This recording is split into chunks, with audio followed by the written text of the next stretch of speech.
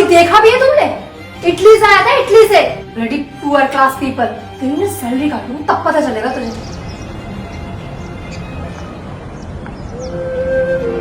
नमस्ते मैडम। कहाँ था तू? इतना लेट कैसे हो गया? मैडम बस 5 मिनट तो लेट हूँ। 5 मिनट? तुझे पता है 5 मिनट में यहाँ कितने काम हो जाते हैं? सॉरी मैडम, अब से लेट नहीं आऊंगा। चल जाके बर्तन धो। ठीक है मैडम, अभी बर्तन साफ कर देता हूँ।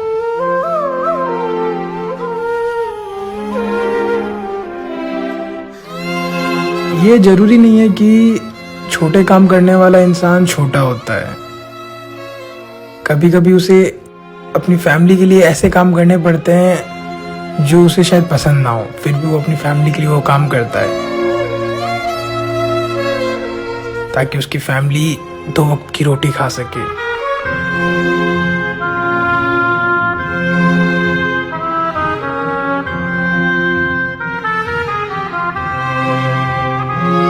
मैडम मैंने बर्तन साफ कर दिया।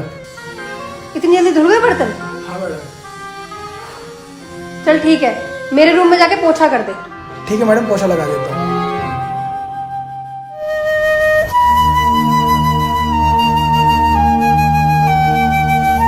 सच बताऊं तो कोई भी काम छोटा या बड़ा नहीं होता है। आप कितनी मेहनत से वो काम करते हैं ये मायने रखता है। मैडम मैंने पोछा लगा दिया। अच्छा चल ठीक है, जा मार्केट में जा और मेरे लिए फ्रूट्स लेके आ, और फ्रेश लेके आइयो, अपनी शक्ल की तरफ बासी मत ले आइयो। और हाँ जल्दी आना, कहीं रुक मत जाना, बहुत काम है घर में। Bloody third class people.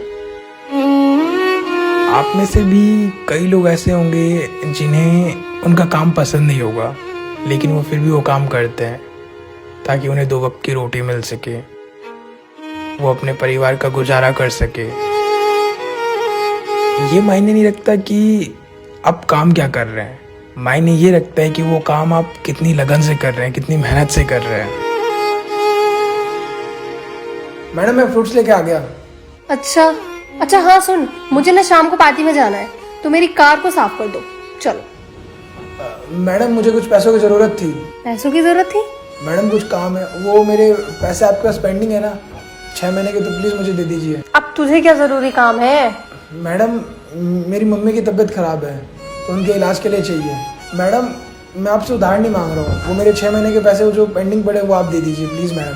चल ठीक है, जाएगा तो मिल जाएंगे। चल जा अभी कार साफ कर जल्दी। अभी कार साफ कर देता हूँ मैडम। जब भी मैं मैम से पैसे मांगता हूँ तो मैम पैसे देते नहीं है, वो कुछ ना कुछ बहाना करते हैं।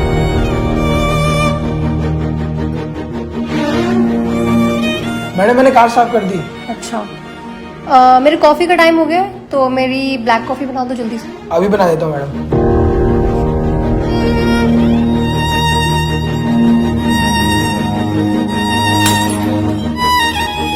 अब क्या तोड़ दिया इसने?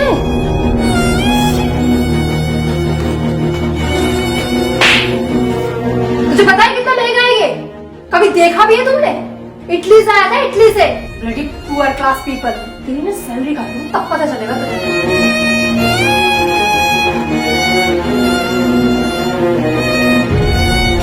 अच्छा सुन, मेरे वो सैंडल रखे हैं रूम में, वो भी साफ कर दे।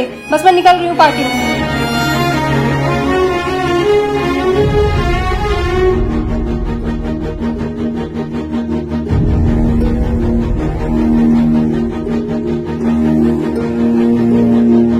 शायद मैम मुझे पैसे देना नहीं चाहते थे, इसलिए उनके दिमाग में कुछ आइडिया आया ताकि वो मुझे नौकरी से निकाल सके।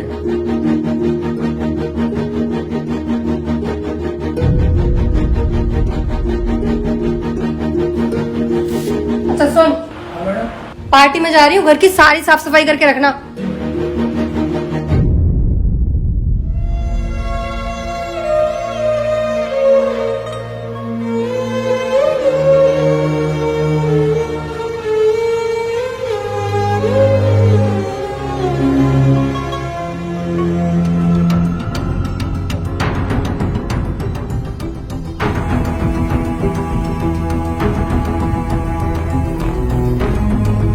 तूने ही मेरे 1 लाख रुपए चुराए ना? नहीं मैडम, मैंने आपका कोई रुपए चोरी नहीं किए। पूरा दिन घर पे कौन था? तू ही था ना, तो तूने ही चुराए होंगे। नहीं मैडम, मैंने आपके रुपए देखे तक नहीं, कहाँ रखे थे आपने? मैं जानती हूँ तुम जैसे गरीब लोग एक नंबर के चोर होते हो।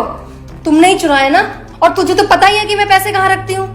और अगर मैं पैसे देने वाली थी, मैंने बोला था मैं तुझे पैसे दूंगी, तो चुराने की क्या जरूरत थी?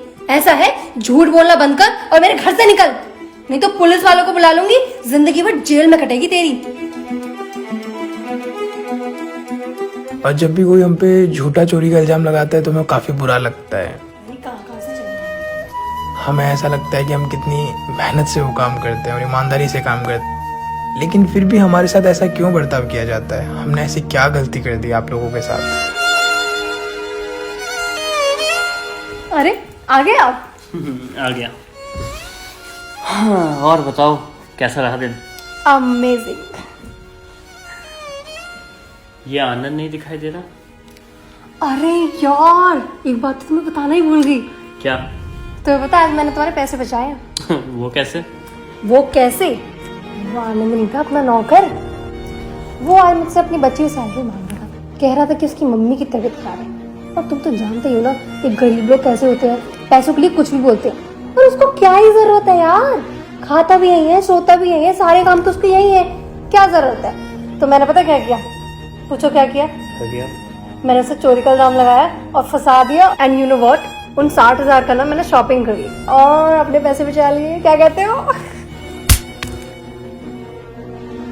तुम्हें होश भी है कि तुमने क्या हरकत की है? उसकी माँ सच में बीमार है। वो हमारे घर में पिछले 5 सालों से काम कर रहा है। पैसों के नशों में तुम अंधी हो गई हो। चलो उससे माफी मांगो।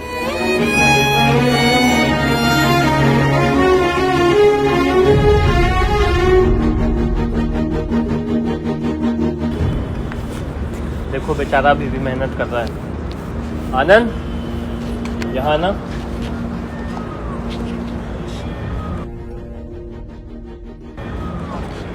अपनी बीवी की तरफ से मैं तुझसे माफी मांगता हूँ। ये लो तुम्हारे हक के पैसे। सर मैं आपसे एक बात कहना चाहता हूँ। हाँ बोलो।